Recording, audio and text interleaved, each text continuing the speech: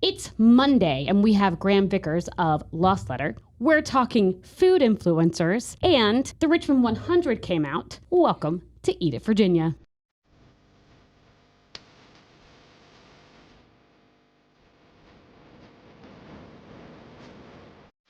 Hello and welcome to Eat It, Virginia, Virginia's #1 food and restaurant podcast. My name is Scott Wise, and I am joined, as always, by my friend, Roby Martin. I'm getting a little bit nervous about you, Roby. We have only done about 6 podcasts this year, and this is our second wine podcast. Oh, yeah. I didn't even think about that. Oh, you didn't? Well, no. Virginia grapes are good. We want to talk about them. All right. That's fair. I like that. Grayum Vickers is on the show today. Grayum is at Lost Letter and Lillian, and apparently pours a very expensive glass of champagne we're going to talk about. Yeah, we're like one of 3 places in the entire country, Richmond is, that have this particular champagne by the glass, which I think is really freaking cool. So yeah, we're going to talk about why. Why don't you tell the folks at home, Roby, how they can find the podcast and where they can find the podcast? Okay, you can find us at Eat It Virginia on Instagram. You can send us an email at eatitvirginia@gmail.com. You can send me a message over at Call Me Roby, and you can send Scott, and you should send Scott a message at Scott Wise. You can also listen to us on Apple Podcasts or WTVR.com, and you can watch us on Spotify and YouTube. Speaking of watching us... Oh, you're going to talk about the David article. There was an interesting article, a lovely article. All news is good news. A lovely article in Style Weekly. I want to talk about what you have held on to that you were asking me about earlier today. That's what I want to talk about at the article. First, David Timberland's an excellent writer. Absolutely. He listens to a bunch of podcasts and a bunch of other things in Richmond and Virginia and travels all over the place. So he's got a great ear. So he did say we were fun to listen to. Yes. So the point of the article that David wrote for Style was basically just reviewing a lot of the podcasts in town that have, let's just say, made the pivot from audio only to audio and video, something that we did in January. So this is like our 5th or 6th video podcast. Nick, what number is this for us? Is it 5 or 6? Well, 6, he says. Nick says 6. Nick's getting paid by the episode, yes, so he definitely is. knows So he definitely the number. knows. So anyway, the article was like, is it worth it? Like, why are people doing this? And you know, I think it's to show off my new shirts, personally. I know. I really enjoy these shirts you're wearing. Enjoy them a ton. I buy a new one every month just for the podcast. Great. Where do they come from? And can I talk to the person you're buying them from? Ouch. Because that's what? This is... sunflowers. Okay. I thought it was nice and... It is sunny. Happy. It is extremely happy. Yeah. So...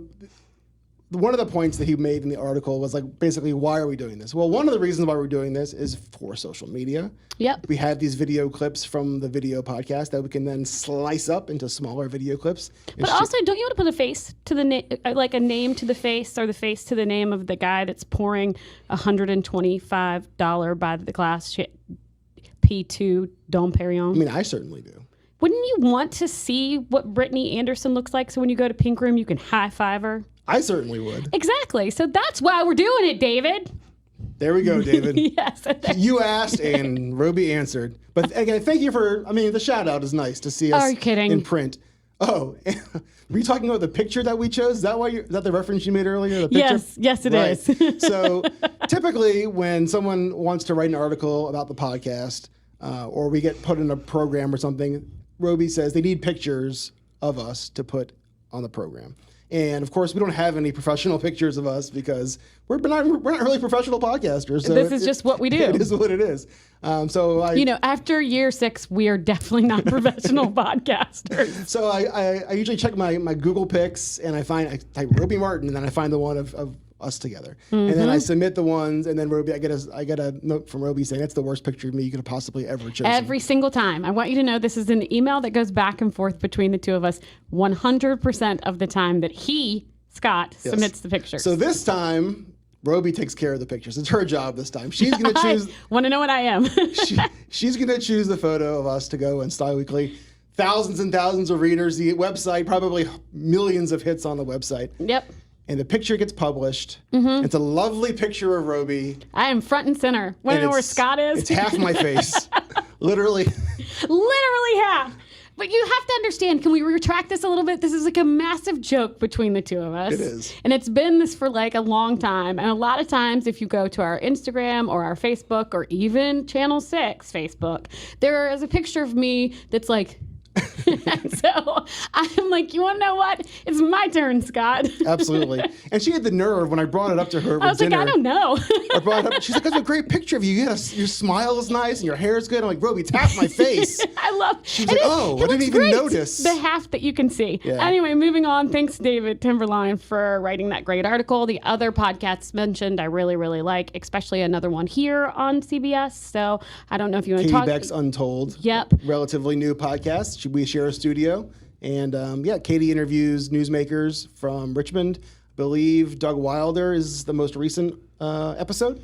So definitely check out Untold. You can find their podcast the same places that you can find our podcast.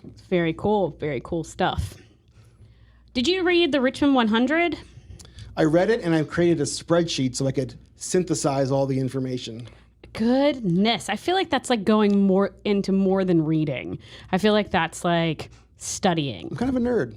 Oh, fair. In case you didn't know. The Richmond 100 is the Richmond Times-Dispatch's effort to list the top 100 restaurants in Greater Richmond. They said the Richmond area, I believe, was what they said. I wonder what that area actually was. Did they give us like geographical parameters, or did they just say Richmond area gray? I'm going to preface my answer by saying that I put a lot of content on the internet every single day. That's my main job, my main calling.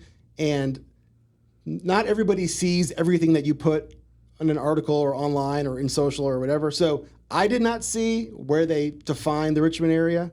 It might be somewhere on the internet. I didn't see it either. That doesn't mean it's not there. I'm just wondering if there was. They did, however, talk about when they, like, what the cutoff date was for opening, which was what, December 2024? Yeah, the end of the year, end of last year. Okay. And then the 100, like, did they put out a map, like, where they are concentrated? Do we get to see that? I didn't see that, but on the spreadsheet that I created, you can see the actual. I tried to assign neighborhoods to the restaurants, and I believe, well, before we get to that granular level, okay. The article that some of our very good friends put together over at the RTD, and they did a fantastic job, and it's not an easy assignment. So no, not at all. And apparently they worked like months and months and months on it. And you can tell the videos and the interviews they did with some of the chefs, and the photos were gorgeous. So they listed the quote unquote top 15 restaurants. Right. They ranked them, and then after that, it was just alphabetically listed. Were there any surprises in the top 15? And for those of you guys who did not read the article, I'll just do the top 15 if you don't mind. Hit it. From 15 to 1, Full Key was 15, ZZQ 14, Stella's 13, Alewife 12, The Possum 11, Blue Atlas 10, Penny's Wine Shop 9, Edo Squid. Is it Edo or Edo? I think I'm going to go Edo, but Edo's you go good. Edo. All right. It's 8, Potato, Leisure 7, Metzger's 6, Lost Letter 5, Restaurant Adara 4, Grisette 3, Celadora 2, and the Roosevelt, our friend Leah Branch. Congratulations, number 1. She's awesome. Her restaurant is great. Kendra and Mark, their restaurant is great. Yep, all those kids are good. So predominantly located in Churchill, the 15 it looks like. 1, 2, 3, 4, 5. Yeah, 5 of the 15, 4 of the 15 are located in Churchill, if that helps at all. So that's a good number. I've been to all of them. You need to go to some of them. I do. I have not been to Celadora yet. I went to the previous incarnation of Adara, but not the current incarnation. And I haven't been. I had drinks at Lost Letter, but never had a meal there. So I'm not going to talk about who I think should be in the top 15 or not top 15 because I like all of these restaurants. I like all of these restaurants' food. How about that? I think that lately I've been having a real issue with like whether or not nice people are running restaurants, and maybe in this top 15, I don't think some of the owners are as nice as they could be. Okay. And I realize that that's a very vague statement, but you know, I am who I am, and the food is good, and I think that you should visit them. It's really healthy for our community and Richmond for you to get out and go to our local places. Were there any restaurants? We and I were talking about the top 15, and the one that jumped out at me as kind of being like an outlier. So I think my favorite, like if someone said, "Let's go out to dinner tonight," you can pick any restaurant in Richmond. Where would it be? I think mine would be La Possum. Yep. And I think La Possum gets a lot of national kudos because it's just an incredible restaurant. So I was a little surprised to see it not in the top 10 or even in the top 5. I think it was ranked number 11. Now, I'm not sure exactly what goes into rankings. Like what the rubric was, that wasn't really right? described, Yeah. at least that I saw. But that was like the one I was like, that was a little bit of a head scratcher for me. So I think that, so I would put La Possum way further up in this list for sure. I mean, it obviously stays busy. People talk about it that are not in Richmond. People talk about it in other states that I've gone to. I mean, it has quite a bit of accolades that people see. I might also, I love Edo Squid. I think it's a great addition, but I really am sad that I don't see Dynamo in.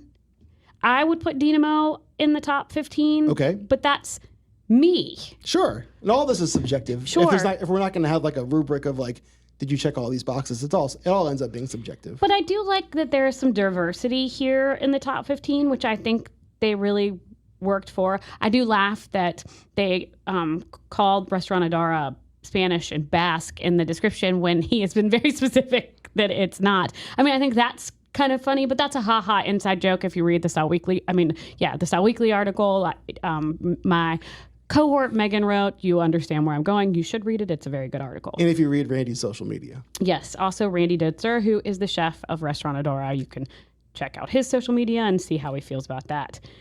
I think some things are interesting inside the list. Are you ready to talk about those? That's why we're here. Okay. First, do you consider Gelati Celesti a restaurant? I do. Well, no. It's not a restaurant. It's an ice cream shop. But it's one of my favorite places on earth. So I'm fine with it being on the list. Sure, but you understand the question I'm asking, Sure. right? And then why is it that some restaurants like Oliveto and Gersi get to have themselves together when other restaurants that are large groups like that only got one mention? If only we had someone we know we could ask these questions to. I do, and I will. Oh, okay, good. All right. I do, and I will ask these questions, and I'm going to propose these questions to actually everybody that was involved in the list. And so next podcast, we'll get this back and actually have these questions answered by the individuals who did the list. And wouldn't that be nice? And if you have other questions about the Richmond 100, we're happy to ask them so we can move forward, right? And as far as the RTD is concerned, they definitely said, if there's a place that we left off, let us know. So this is hopefully going to be a great generator of conversation and content for them. And again, congratulations for putting out that list. It's so hard. It's so hard, that list is. But you know what? Speaking of lists, I've got a list. You have a list? Yeah. What's your list? So, it's summer, right? Like everybody's at the beach. 2 shot, please. Yeah. 2 shot, please. Yeah, I know it's summer. Okay. I definitely know it's summer. Okay, sunflowers. Yes. So I occasionally am at the beach, right? Virginia Beach. That's where I live half the time of the year. So people, I guess, see that on my Instagram or however it works. And I have been getting a billion questions about where you should be eating while you're in Virginia Beach on vacation. And so I have a list. I would love to hear your list. Well, I can make your beach vacation like the best Virginia Beach vacation because I can do it's not touristy, but it might feel like you're seeing a little bit of tourist, but a lot of local feeling. And then I can do like super local. Are you ready? I want you to look in your camera and I want you to tell the folks at home exactly your list. Okay, first of all, there's a bunch of Airbnbs that you can stay at in Virginia Beach. I might avoid some of the more famous hotels unless it starts in Marriott or Embassy Suites. Those are the places I would suggest to stay. In the morning for breakfast, this is a non-negotiable. You must go to Nick's. Nick's is a little bit off the ocean front. It's absolutely worth it. If you do not order the fried flounder, you didn't go to Nick's. You didn't go. For lunch, it's burgers and burgers only, and that's Frank and Patty's. And that is in what I'll call the Scott's edition of Virginia Beach. And so you'll go to Frank and Patty's, get a smash burger, probably drink a Miller High Life. As soon as you finish that burger, you'll walk over to Prosperity Kitchen and you'll buy yourself some sourdough to take home because I don't know if you drove or flew, but you can take it wherever you want. It's incredible sourdough. For dinner, you will go to Love Song. It is very much a local spot. You'll have dinner at Love Song. You'll chill. You'll hang out. You'll get beautiful local food, local seafood that they source from Virginia Beach itself. And then you'll walk through the hallway to Love Song's Back Bar, in which you'll get a cocktail and listen to a DJ. Those are the only things you should be doing in Virginia Beach. What do you think, Scott? When's the barbecue at your house? That's what I want to know. Everybody's welcome to come to my house afterwards, but you're not going to want to come to my house afterwards because the drinks at Love Song are too good to come to my house. We'll put her address in the show notes, everybody. That's what they'll be. So here you go. Fried flounders, sourdough bread, burgers, dinner at Love Song. Done. You're sounding a lot like an influencer, Roby. Are you God. Are you an influencer? Ouch. I am not an influencer. Why aren't you an influencer? What does that mean to you? Nobody paid me to say that. No. How about that? So I think that's the delineation. Okay. So Roby wanted to talk about, or we want to talk about, I didn't mean to put this all on your shoulders. Roby wants to talk about influencer culture and what consumers might want to know about that. So I've been getting a little bit, I don't know, ornery, I think is the word. Up about food influencers lately because they do not subscribe to the same moral compass that most people subscribe to, in my opinion. There's no research done behind some of the stuff that the influencers do.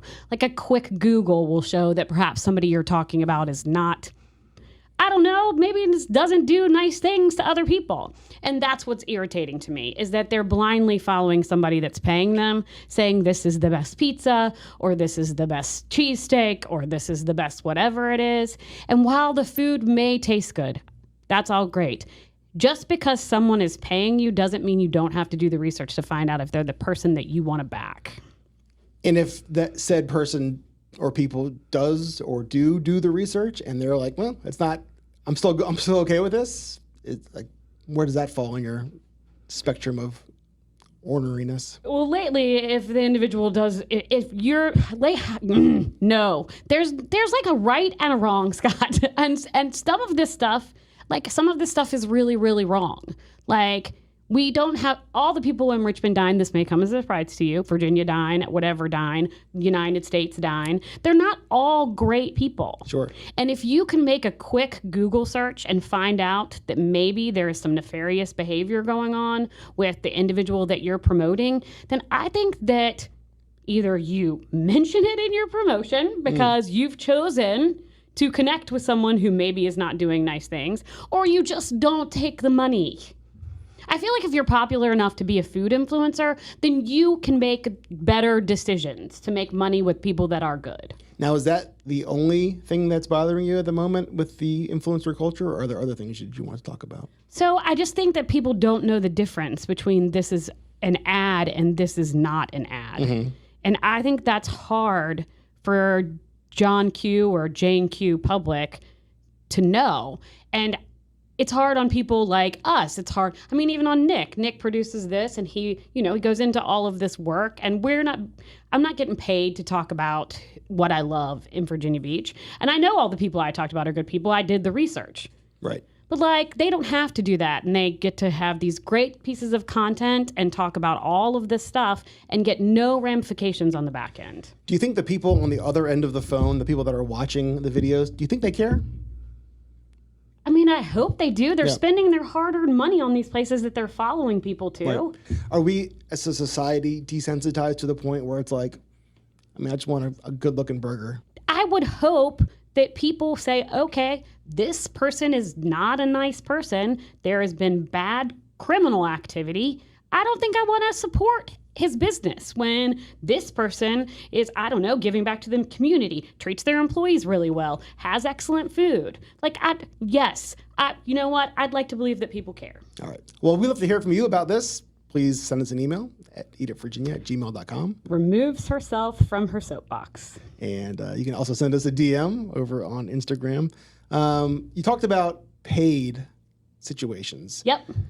Right now, the podcast has a sponsor. Yes, but that money doesn't go to us, by the way. That's correct.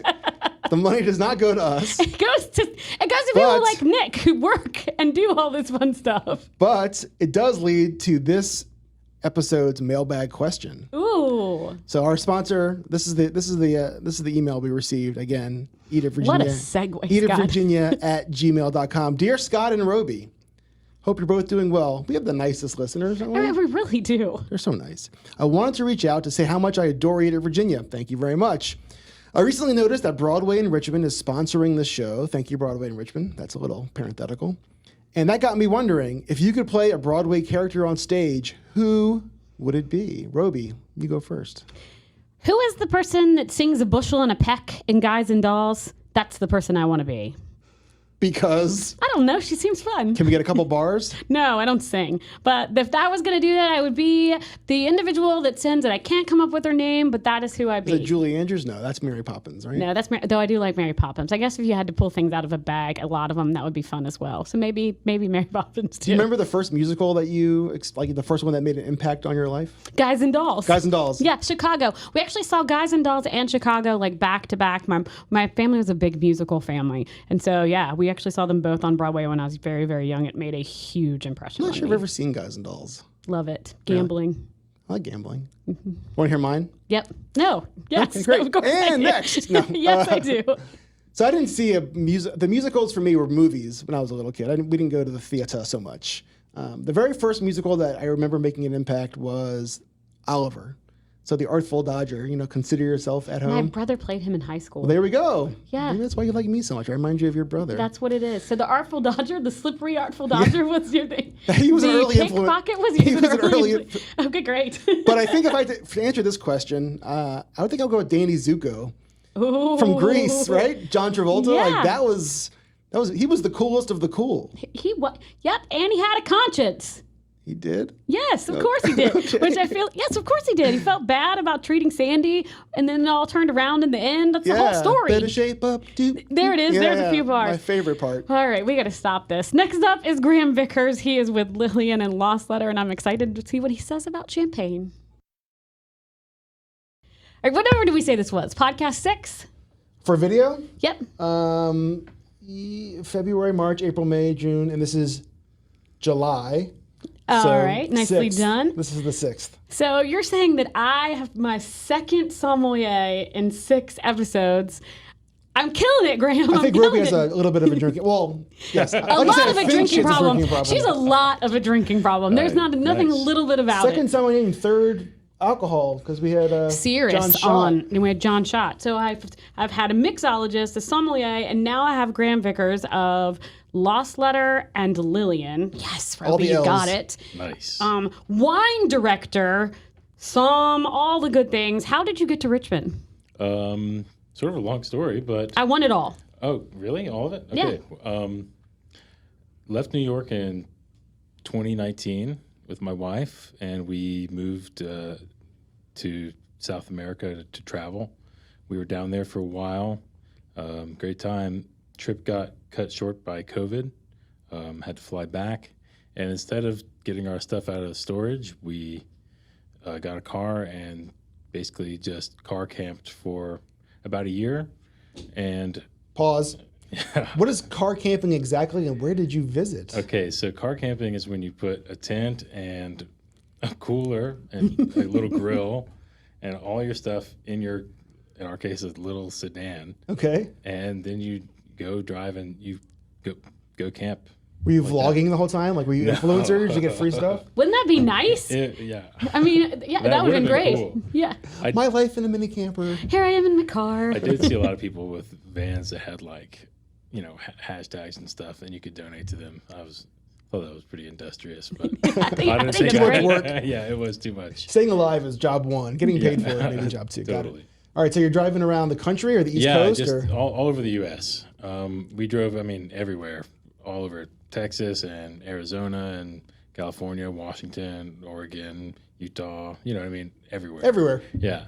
And we spent about a week in a bunch of cities we thought we might like to live in, and we kind of had our sight on Richmond the whole time. Based on what exactly? Just had a good time here in the past. Day trip to the beach, day trip to the mountains, close. From New York, you day tripped from? No, I mean, okay. if you live in Richmond, you can Yeah, take right, a day sure. trip to the Yes. beach, day trip to the mountains.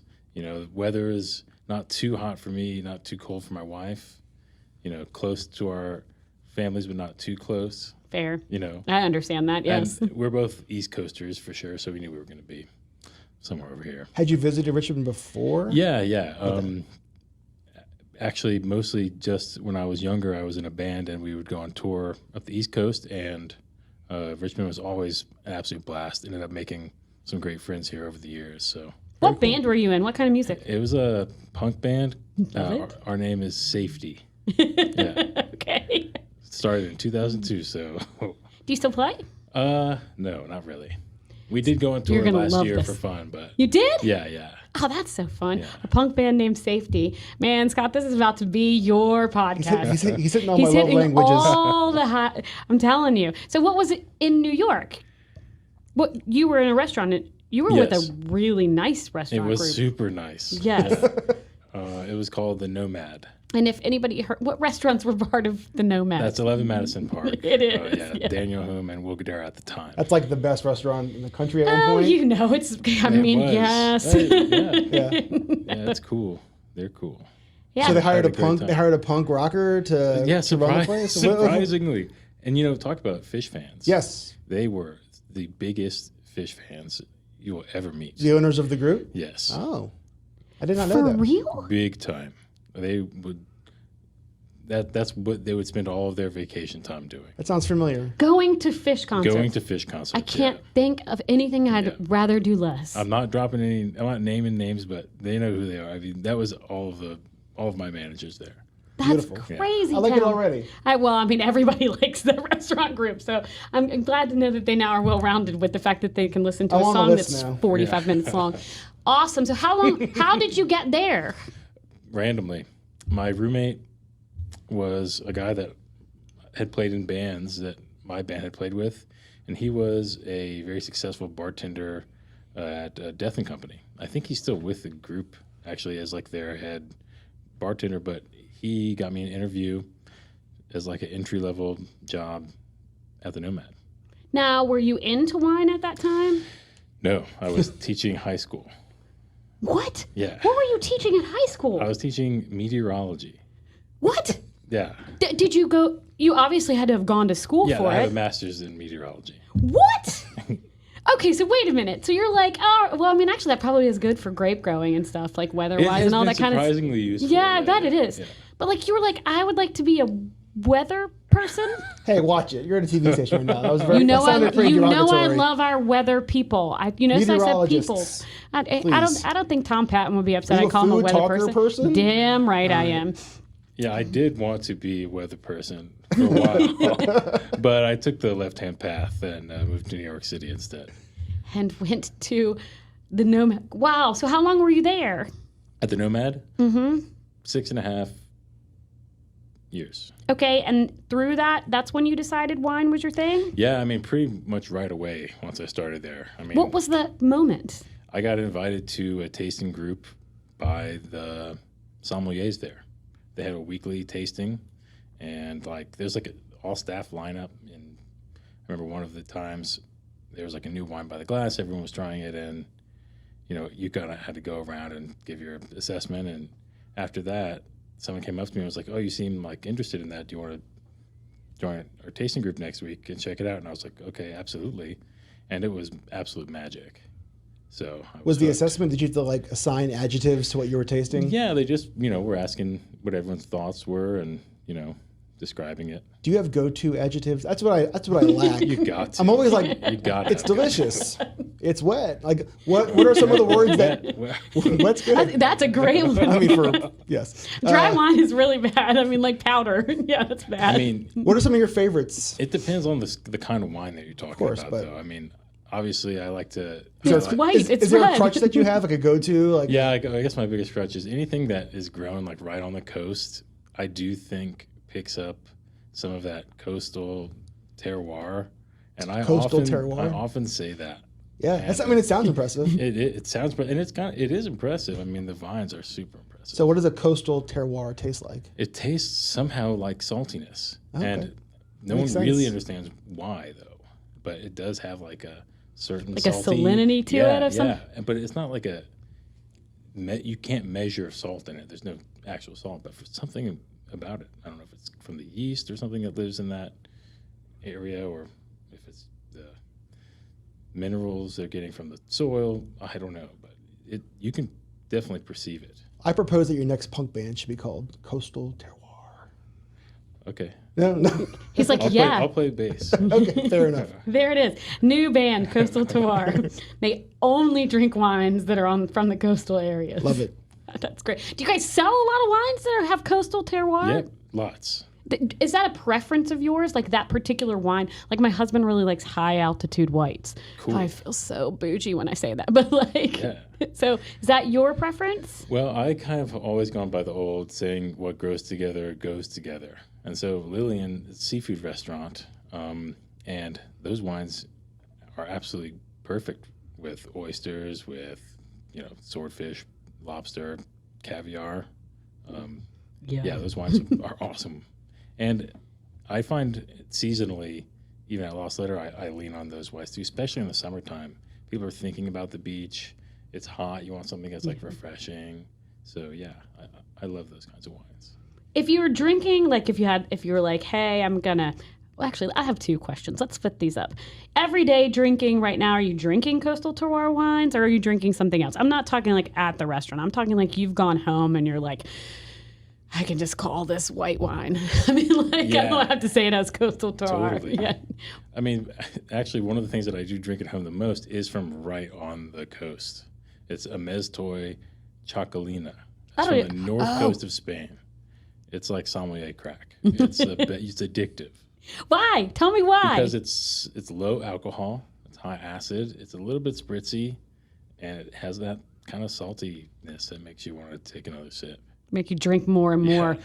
Oh yeah, that sounds like right up my alley. The female with the drinking problem. I need something that makes me drink more. This is actually an intervention, Ruby. Yeah, I know. Right here. Let me tell you how we need to lower your ABV. Yeah, I mean that. All you need sessionable only. All sommeliers want lowest alcohol, highest acid. Just if you drink so much wine, you're just going to naturally gravitate to that. That's just where it goes. It's just where it goes. So I was telling. Second part to your yeah, question. I do because I'm getting ready. If he could drink anything he wants out of any wine he'd ever wants, we're going to lean into the conversation you and I had a couple weeks ago. And this, I doubt he's going to say this, but like I'd still like to know, like if he was like pie in the sky, this is what I'm drinking. What would it be right now? Well, you mean what kind of champagne would it be? No, it doesn't have to be champagne, but would it always be champagne? It would always be champagne. It would be That's for me what too. I love the most. Yeah. If I could drink anything right now, probably 08 Salon. Could you even get it? It exists still. Only in the Magnum.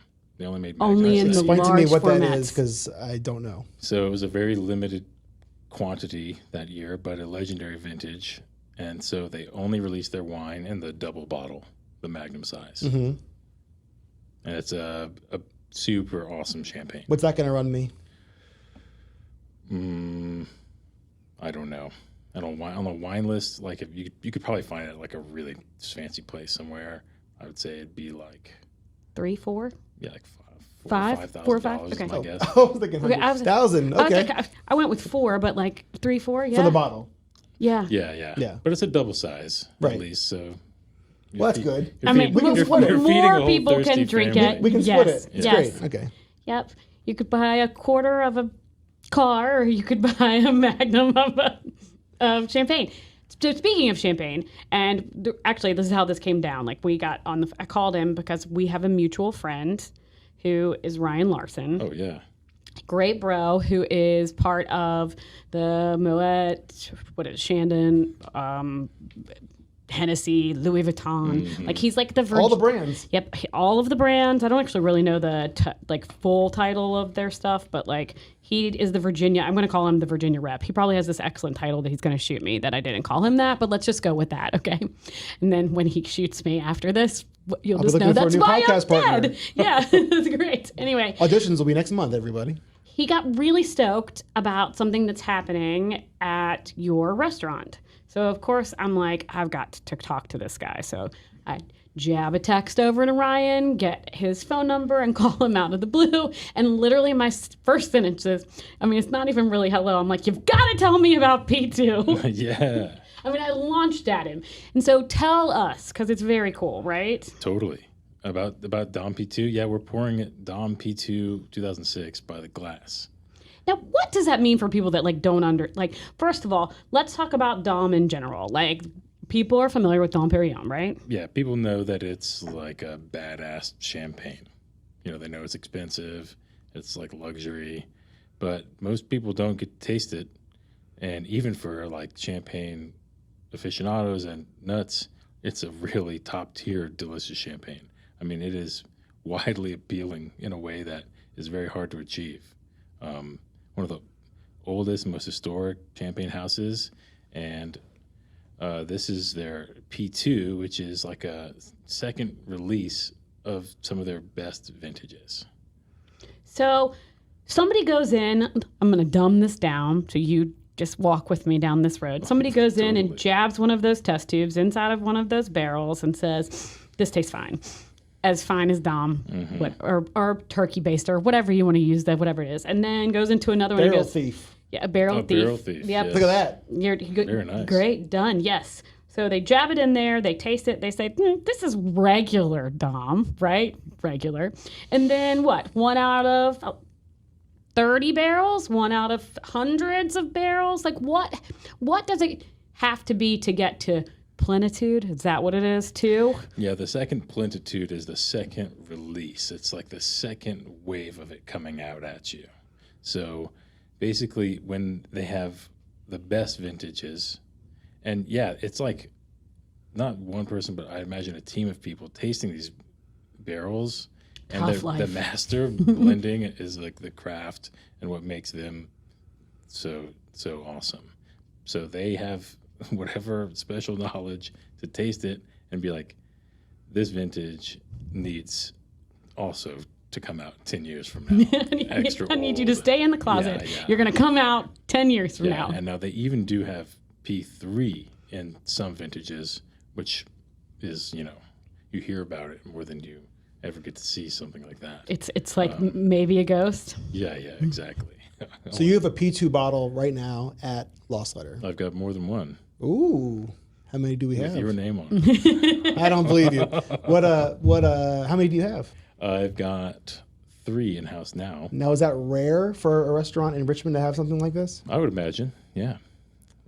We've got a ton of champagne, though. I mean, that's not the most expensive champagne on our list, but it definitely is the most expensive one that I'm pouring by the glass, which is why I think it's fun. Oh, so you can get it by the glass. How much is the glass going to run me? It's $125. But the whole bottle is how much? Like $450 something. But that's what it costs you. That's right. So we're not paying the rent with the, right. with But the if I were to P2. buy it like at a restaurant, it would be like $1,100. Yeah, for sure. Right. So yeah. like I want to make sure that your cost is in the $400. So you're selling it essentially by the glass for cost. Absolutely. Okay. So whoa, that gives me chills. What's the By reaction been like from your customers? I think great. I mean, the people who have tried it absolutely love it. And it is an immediate conversation piece. I mean, it's not one of those wines that you're like, oh, like, this is pretty expensive. It's like one of those wines you're like, whoa. And pardon my ignorance, but the ounces in a champagne pour? 5 ounces. 5 ounces, okay.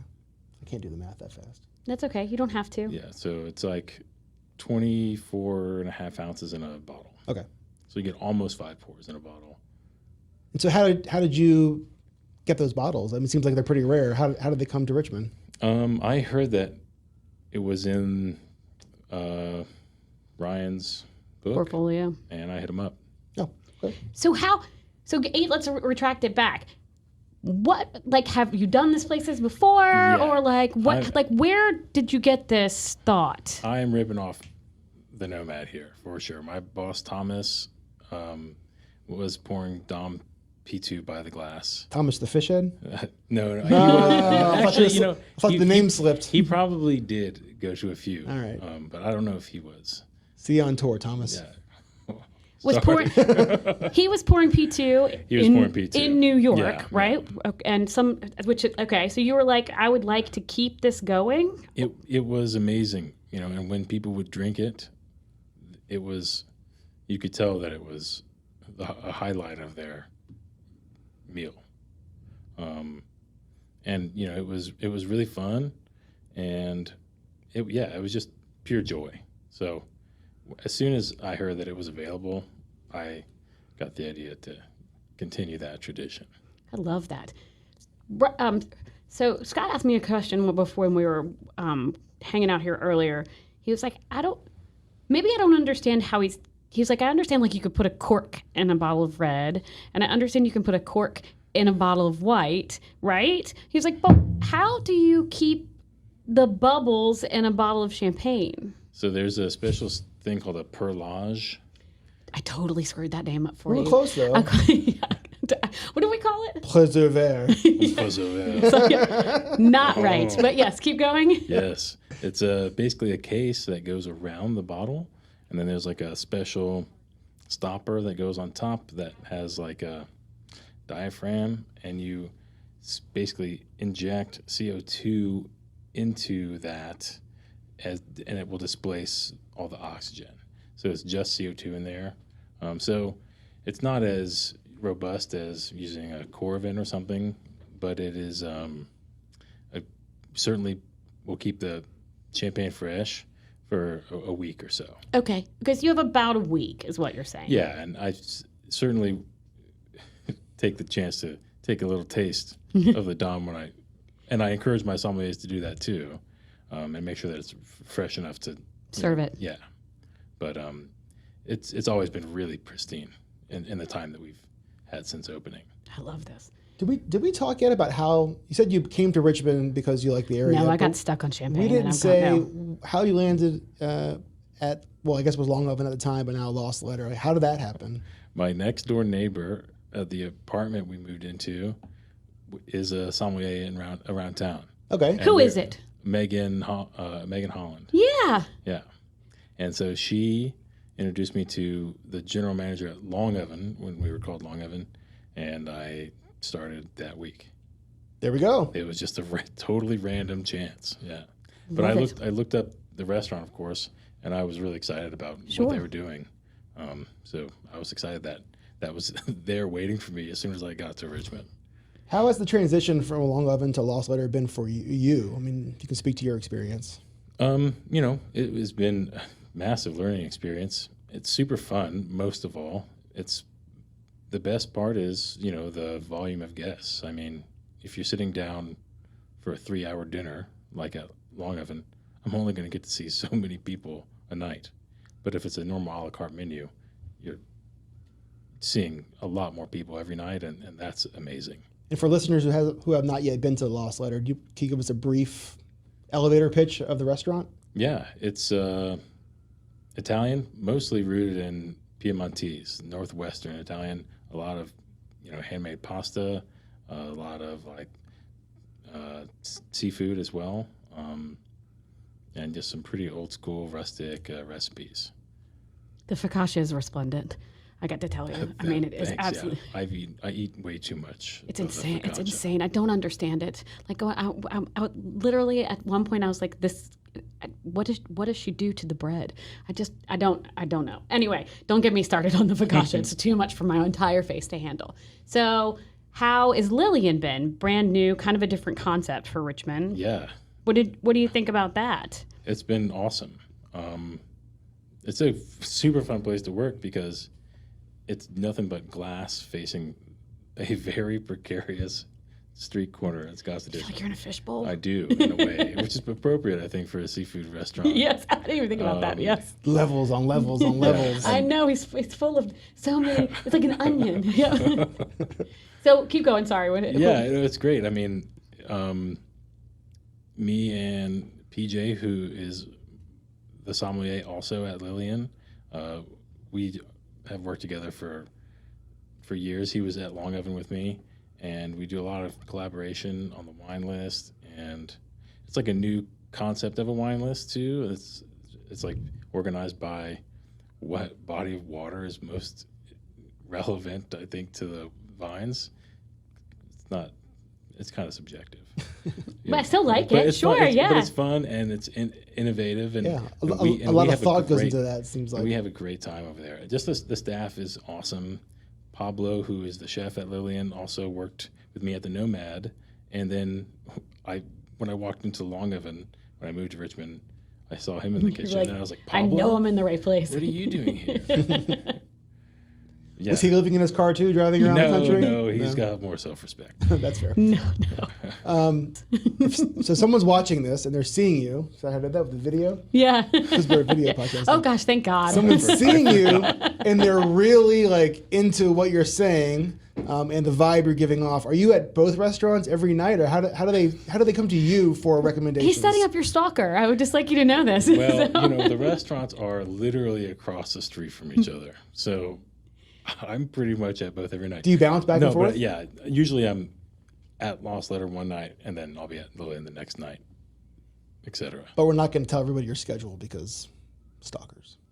I feel like you're trying to stalk him. Like, it's starting to get a little weird over here. I'm using this. I tell you one as story cover. about Metallica, and you're like, how can I get to know him better? Restaurants. I mean, if I could give you a reliable schedule for where I'm going to be, That's fair. It would not necessarily come to fruition, so I hate to. I hate to burst your bubble if get you want your to follow him Get your around. hopes up, yeah. Well, no, he's given great wine recommendations. I want them from him. Yeah, want them from the I know. man. If you stand in between both restaurants and shout for me, I will come running to you. 3 times to click Yeah, your heels. yeah, that's that's great. right, Okay, yeah. we'll do that. So I know I asked you this, but can I ask about the new spots? Please, like, yeah. So tell me what you know, or like what can we expect, or Okay, so Lillian is named after our owners, Pat and Megan's daughter. But the problem is they also have a son. His name is Brooklyn. So this place is called The Brooklyn. nice. They also met and lived in Brooklyn for a long time. And, it's a really amazing classic cocktail, Manhattan Riff. Yeah. And it will be heavily a cocktail bar. Oh, cool. Okay, so cocktail focus. And where is this going to be? It's at the corner of Summit and Norfolk. It's all the same area. That's right. Ish of where you are now. I really think that's smart because then you can move things back and forth from the places if you have to. Which, it just lends itself to better business. I love it. Yeah, I'm really, really excited. Will you have a similar role there, or are you? Yes. Okay. Great. Although I think the wine program will be different. I'm going to have a broad selection of wines by the glass, like quite a few. Whereas at my other spots, I have more of a narrow by the glass selection and a really broad, deep list. So that's what I want to. So what are they going to serve at the Brooklyn? So I don't know if I don't really. You don't know. Okay, you don't know what you don't know. Right. Yeah. That makes total sense. Well, I'm excited about What it. do you want them to serve at the Brooklyn? I don't know. They do great food. So Focaccia? really, whatever. I'll definitely In serve up. large quantities. You can expect there will be champagne there. Yeah. That's for sure. I was promised that you might have a story to share. He's got a lot of music stories. I think you should just ask him his favorite first. Okay. Can I hear your favorite first? Okay, sure, yeah. Okay, well, we were talking about this before, but so at the Nomad, on the roof was just a big private dining room, and it was really luxurious, and there was like this beautiful cupola on the corner that was just like a circular, kingly table that really fancy things would happen there. Beyonce had her birthday party there. It was just celebrities all over the place. And one time it was just Metallica. They were playing at Madison Square Garden, and then after the show they came and had like a late kind of dinner there, and they were all wearing suits. They're super styled out, and Like they're suits? yeah, like real something like Like Wall Street. yeah, totally. Yeah, or like, but just more metal, like they look like the devil, each one of them.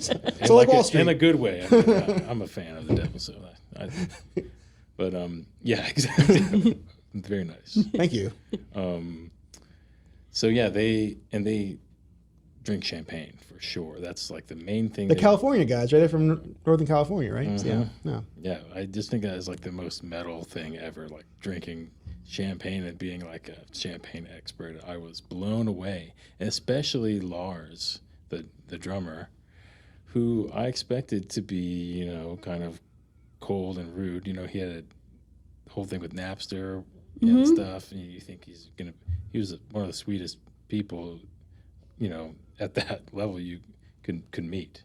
That's so awesome. He was, yeah. So I served a dinner to them, and it was late. And this was before I was even really a sommelier, but I was like a senior server and whatever. And I was a certified sommelier at that point, but not on the staff.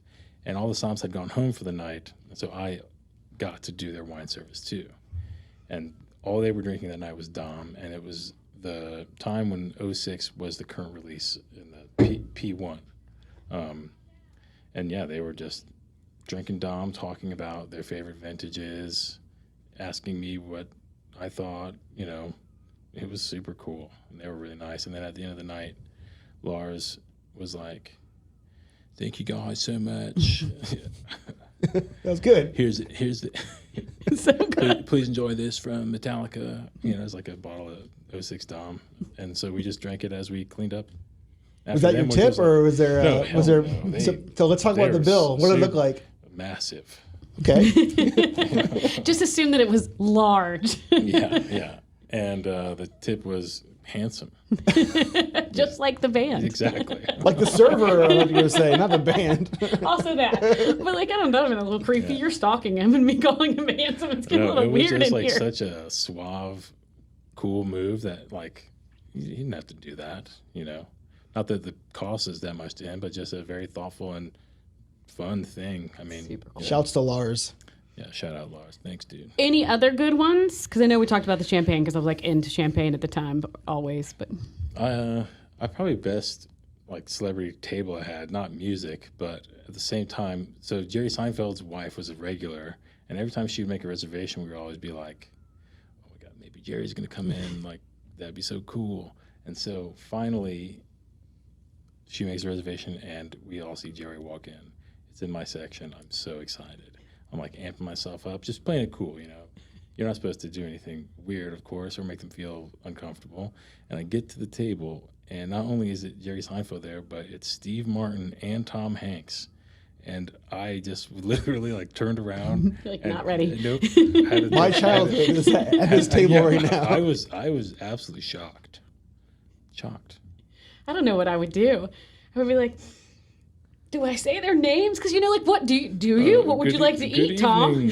Seinfeld party of four. Yeah, I'd be like, how do you handle that? I don't even know what I would do. Are you like, so Tom, can I get you the steak? Hello, regular people. Yeah, you're clearly regular. Good Did they buy you a evening bottle of this anything? evening. Oh, no. Jerks. We did make a cigarette cart for them and wheel it out to the table as a joke. No. That's awesome. Yeah, that was the beauty of that place. That's actually a I mean, really it good takes joke. serious cojones to play a joke on those three guys. Well, we asked if we could get them anything else, and Tom Hanks said, cigarette cart, and we laughed. And then we quickly made one and assembled it and brought it out. That's awesome. Were they celebrating something special? Do you remember? Or was it just a No. night out for the boys? Yeah, I wasn't eavesdropping too much, but it was just, seemed like, yeah, they all had their partner with them. It was cool. I love this so much. I mean, I like it when, you know, they go to restaurants just like we do that are really, really good. You know, like I think that's like Oh, the best. Yes. That makes me feel good. Absolutely. So where are you eating in town if you're not eating at Lost Letter and Lillian and the new spot? Well, I'd love to go to Fete d'Eau. Probably the place I've been to most in Richmond. Is it the murals or the food? It is the service, honestly. It's It really is the good service. I think that guy is one of the best servers in town. I mean, talk about genuine hospitality. Mm-hmm. You really feel it there. That's what keeps me coming back. One time I was there and forgot that it only takes cash. Oh, yeah, that's the worst part, though. So I'm like, well, like I literally have like maybe $5. So I'm like, guys, I can have my husband come. And they're like, nope, we'll take the $5 when you have the money, just bring it back. And I'm like, how do you stay in business if this is what you say to someone? I mean, I brought it back, but I'm like, I can't be the only one that has been in that space, right? Yeah. I mean, I don't know. Richmond's got some great restaurants. I just popped into Grisette the other night, had a great time. You know, I love going to the Roosevelt, my wife and I.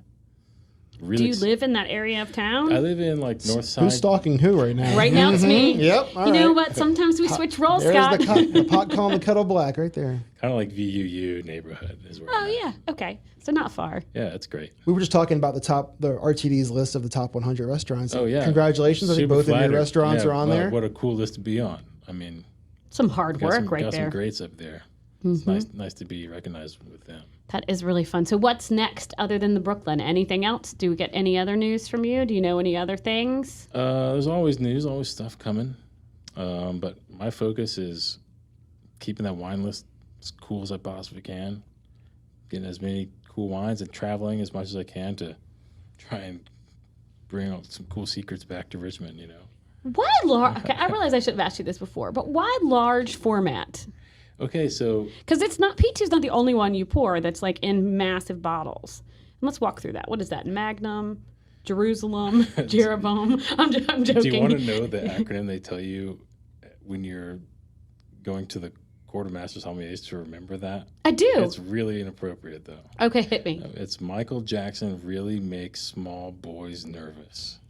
Okay. Magnum, Jeroboam, Rehoboam, Methuselah, Salmanazar, Balthazar, Nebuchadnezzar. Those are Those are the sizes of the bottles? Yes. I never knew that. Well, now. Now you know. Now I know. So have you poured or tried to pour the largest ever? I don't think a person could. Could. I mean, Yeah, maybe it's like too Arnold big. Schwarzenegger. in So his why do they prime. make them that large? Okay, so they make them that large for storage purposes. So the bigger the bottle, the longer it can stay. And it's because it's a smaller percentage of the wine surface area that's exposed to the cork. Sure. And therefore, it's just basically breathing like a lot more slowly. But eventually it gets poured, no? Hopefully. Yeah, okay. It'd But be crime. how to does one pour? You said they can't pour it. So Usually how does there's one- like a contraption. They can use like a lever. Got it. Yeah. So that in and probably is what you just told us is why you pour large formats, because the Yes. age is different. Yes, and I think that anyone who's a wine drinker is gonna be able to tell that. If you had a 750 and a Magnum, same vintage, same wine, and poured it side by side, you'd see that they weren't the same. And how rare to get to drink from a Magnum. I mean, you have to either be really thirsty or be with a large group of people Like who Metallica. are all feeling the same. You know. That all want the same exact thing. So being able to pour the Magnum just a glass lets you do that, and it's not cost prohibitive. Sure. Obviously, with Magnum, you're actually usually paying more than double the price of a 750. I think that's awesome.